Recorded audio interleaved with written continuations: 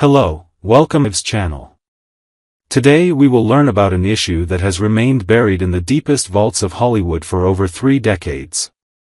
I am Wally Kurth, and after 30 years of silence, it's time to reveal the shocking truth about what really happened during the filming of Justin and Adrienne's Greek wedding, a secret so explosive that it nearly destroyed my career and changed the course of daytime television forever. When I first stepped onto the Days of Our Lives set in 1987 to portray Justin Kyriakis, I never imagined that this role would become the catalyst for one of soap opera's most closely guarded scandals. Justin wasn't just a character to me, he became my identity, my teacher, and ultimately, the reason I would find myself entangled in a web of deception that would haunt me for 30 years. The Justin Kyriakis phenomenon.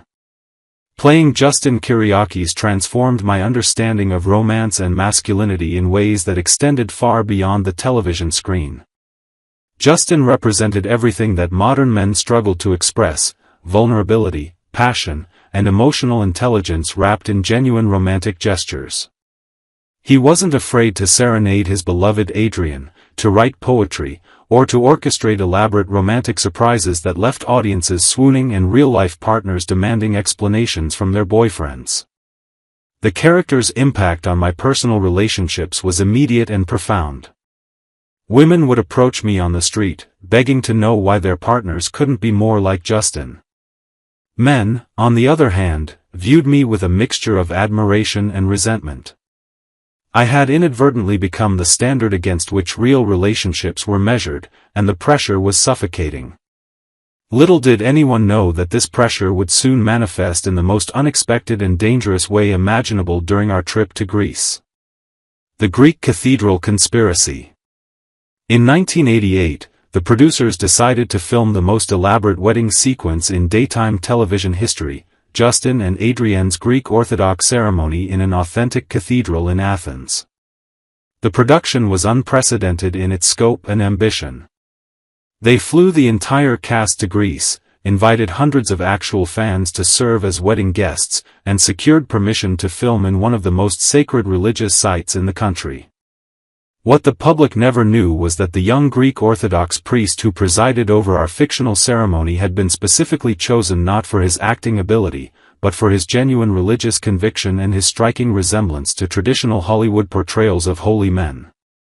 Father Dimitri Papadakis was a newly ordained priest, barely 28 years old, who had agreed to participate because he believed it would bring positive attention to his faith and his struggling parish. The cathedral itself was a masterpiece of Byzantine architecture, with soaring domes adorned with golden icons and walls that seemed to pulse with centuries of sacred energy. As we rehearsed the ceremony, something magical began to happen. The lines between fiction and reality started to blur in ways that none of us could have anticipated or controlled. The forbidden truth. Here's the shocking secret I've carried for 30 years. During the filming of that Greek wedding, Judy Evans, who played my beloved Adrienne, and I didn't just act out a marriage ceremony, we actually got married.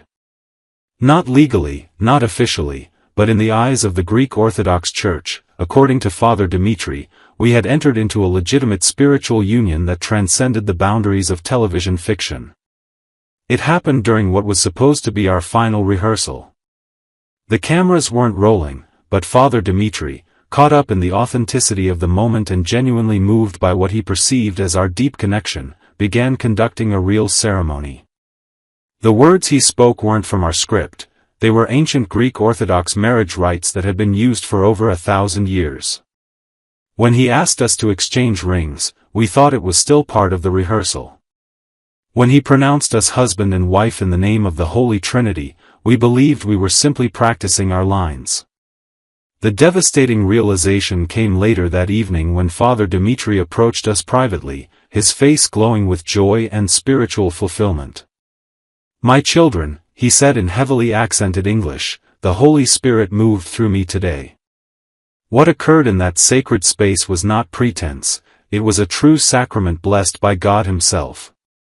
In the eyes of the Church, you are now truly married. The cover-up begins. The panic that followed was immediate and all-consuming. Judy was already married to her real-life husband, and I was in a committed relationship. The legal implications were staggering, but the spiritual and emotional consequences were even more complex. We were facing potential bigamy accusations, career destruction, and the complete collapse of everything we had worked to achieve. The show's producers went into crisis mode. Emergency meetings were held in hotel rooms throughout Athens as lawyers, publicists, and network executives tried to determine whether a fictional wedding performed by a real priest in a consecrated space could constitute a legitimate marriage under Greek law. The answers they received were terrifyingly ambiguous. Father Dimitri, meanwhile, was facing his own crisis. When word reached his bishop about what had transpired, he was immediately called before a church tribunal. The bishop, enraged by what he saw as a mockery of sacred sacraments, threatened excommunication and demanded that Father Dimitri publicly denounce the ceremony as a fraud. But the young priest refused, maintaining that the Holy Spirit had guided his actions and that our union was divinely ordained. The price of silence. The solution that emerged was as elaborate as it was morally questionable. NBC's legal team negotiated a complex agreement with both the Greek Orthodox Church hierarchy and the Greek government. Father Dimitri was quietly transferred to a remote monastery in the mountains of Crete, where he would spend the remainder of his ecclesiastical career in contemplative silence. Official church records of the ceremony were sealed, and all witnesses, cast members, crew, and fans alike, were required to sign comprehensive non-disclosure agreements that carried severe financial penalties for violations. For Judy and me, the psychological impact was devastating. We had to continue working together, portraying married characters while carrying the secret knowledge that we might actually be married in the eyes of God. Our on-screen chemistry, which had always been natural and effortless, became charged with a tension that was both electric and terrifying.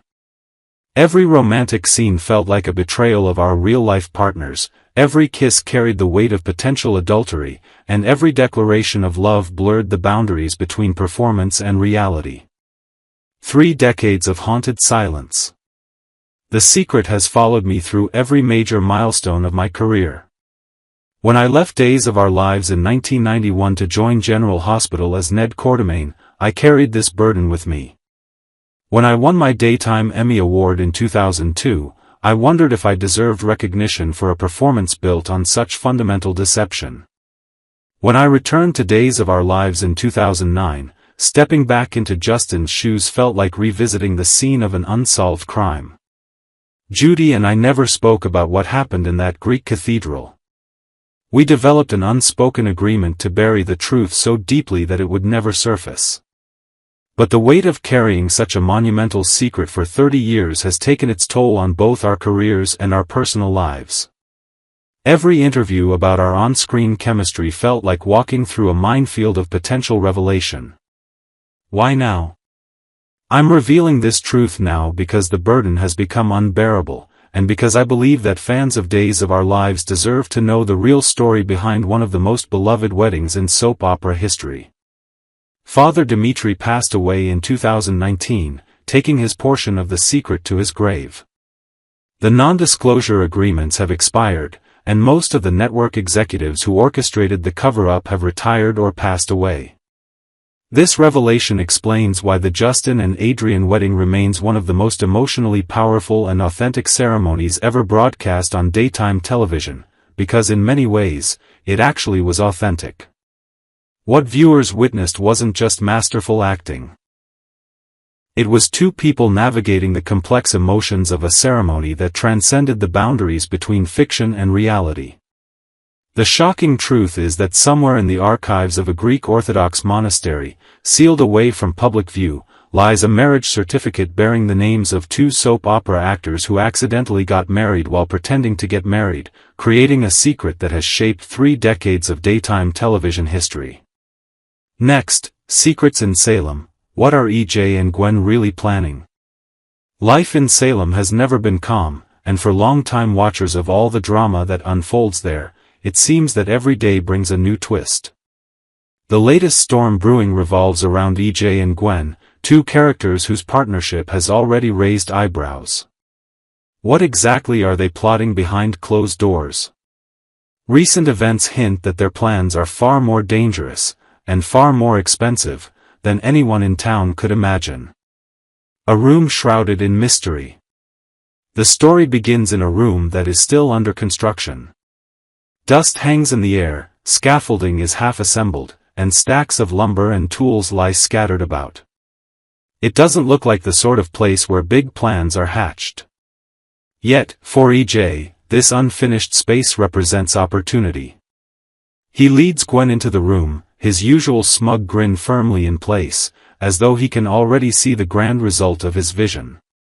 Gwen, however, isn't convinced. She looks around, frowning at the bare walls and exposed wiring. A party? Here? She asks skeptically. For Gwen, the idea of hosting a celebration in this construction zone feels absurd. But as always, when it comes to EJ, nothing is ever quite what it seems. Her suspicion deepens when she asks a more pointed question. Is this really about a party, or is there something else you're hiding? The free clinic that isn't so free. EJ laughs at Gwen's concern, brushing off her unease with the kind of casual arrogance he's known for. She presses him further. What about the free clinic? What if someone finds out what's really going on there? The mention of the clinic adds an intriguing layer to the mystery. On the surface, a free clinic sounds like a charitable project, something that would earn the approval of the townsfolk and give EJ the appearance of being a generous benefactor. But Gwen's question reveals that this clinic isn't what it seems. EJ doesn't give a full explanation, he rarely does, but he lets slip one crucial detail: the facility isn't just a clinic. Behind its doors lies a high-security laboratory. The kind of place where secrets can be locked away as tightly as the reinforced steel that protects them. To Gwen, and likely to viewers at home, this revelation sparks countless questions. What is being developed in this hidden lab? Why cloak it in the disguise of a clinic? And perhaps most importantly, who is footing the bill for such a dangerous enterprise? The envelope of cash. The next moment reveals another clue. EJ pulls out an envelope stuffed with cash, the sight of it instantly catching Gwen's eye. Her expression shifts from suspicion to outrage. She lashes out at him, accusing him of throwing money around recklessly. Do you have any idea how much this is all costing? She demands. It's clear that Gwen, despite her own history of scheming, is uncomfortable with the sheer scale of EJ's spending. But EJ, unbothered as ever, waves away her concerns. To him, money is simply a tool, and he insists she'll make back every penny, and much more. It's the classic EJ approach, calculated risk mixed with supreme confidence, as though he already knows he'll win in the end. A bribe in the shadows. Then comes the moment that reveals just how precarious their situation is. EJ hands Gwen the envelope of cash, instructing her to use it to bribe the electrician who recently discovered a leak in the system. The word leak here feels loaded with meaning. Is it a literal leak, a flaw in the construction? Or does it symbolize something more dangerous, a leak of information, perhaps, that could expose the true nature of the lab hidden behind the clinic? Either way, the solution is the same: silence must be bought. The electrician is to be paid off, his lips sealed with the promise of easy money. For Gwen, the task is distasteful. For EJ, it is nothing more than business as usual. Gwen's growing anger. EJ, ever in control, doesn't linger. He delivers his instructions, flashes another one of his infuriating smiles, and makes his exit. Gwen is left standing in the half-finished room, cash in hand, fuming at the burden he has placed on her. Her fury isn't just about the bribe. It's about being used as the errand runner for EJ's dangerous games. While she might be his partner in crime, Gwen is clearly not treated as an equal. Her role is to clean up the messes, cover the tracks, and take the risks, while EJ strides away without a care in the world. This dynamic between them may prove to be the greatest weakness in their plan. Gwen is not the type to quietly accept disrespect for long. If her resentment grows, will she eventually betray him? The bigger picture. For the townspeople of Salem, the consequences of EJ and Gwen's secret project could be catastrophic. A free clinic sounds noble, but a hidden laboratory suggests experimentation, secrecy, and potentially illegal activity. If word gets out, it could shake the community to its core. The bribe to the electrician is only a temporary fix. How many more workers will stumble across suspicious details before the truth comes out? And how long can Gwen hold her tongue before her own doubts drive her to reveal everything? What lies ahead? The unanswered questions pile up like bricks in the unfinished room where this scheme began. What exactly is being built in that high-security lab? Is EJ chasing scientific advancement, medical breakthroughs, or something far darker? Why involve Gwen in the first place? Is she a trusted ally or simply a pawn in his larger game?